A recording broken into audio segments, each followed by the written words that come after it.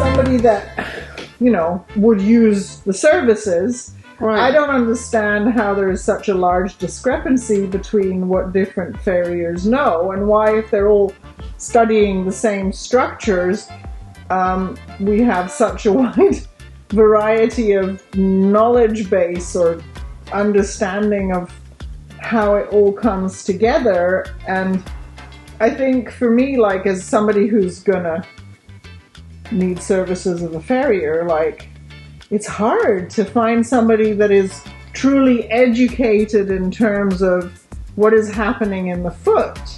And I sometimes don't understand, like, why people get it so wrong. Well, and I may add, it's not just farriers, it's barefooters, you know, because there's all different theories. Just the structures, like, what goes so wrong? Why everything got so skewed and complicated? And we can start with the farriery, because Mike has been a farrier for 50, 60 years?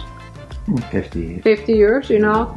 And I think when you started, things may have been a little bit less, you know, weird and more synergetic a little bit, you know, than what you see now, because everyone has a shoe for whatever range of motion, you know. So I don't know what's your take on that, because I think when you were shoeing, you didn't put too much stuff on the horses. Well, history's changed the whole situation. Time changes everything. And they looked at a horse the way a farmer today would probably look at a tractor. It had a job, so it did its job. If the horse couldn't do its job, it was down the road.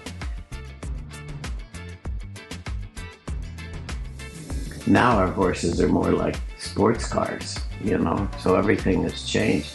Have the knowledge to keep up with the type of work horses are doing today. I mean, it's an all different field. We need to know more about physical therapy, and the horses are way overworked. Yes.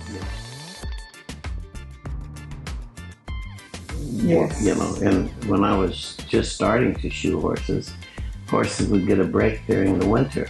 Yeah. Now I remember that. Mm-hmm. You just turn them out in the field and leave them alone. Generally, that was how they would do it. Today, I don't think we can leave horses alone because of the value the horse has.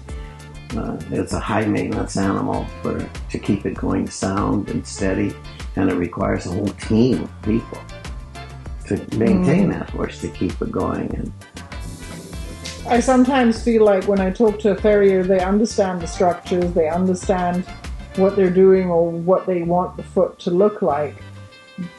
But I sometimes wonder, like, a lot of times that tends to be on the one plane when I talk to them. Mm-hmm. They have a harder time, like, getting that three-dimensional concept. And I think the biggest thing for me is that it's hard for them to see the repercussions all the way to the other end of the horse. Well, I think also now, okay, we have one more thing, because we have the barefoot movement, so the you know, people are wearing boots and other things. And, you know, in general, when you have a barefoot foot, it always looks nicer, but, you know, some horses have mechanical issue, so it's not always addressed, you know. Right. So, yeah, you remove some distortion, but you still have locomotional issue, and especially, you know, on the high-performance horses, you know, they can get away with it for a while because the footing is so fantastic, but in the long run, you know, it's not necessarily good to not have a foot that is supported.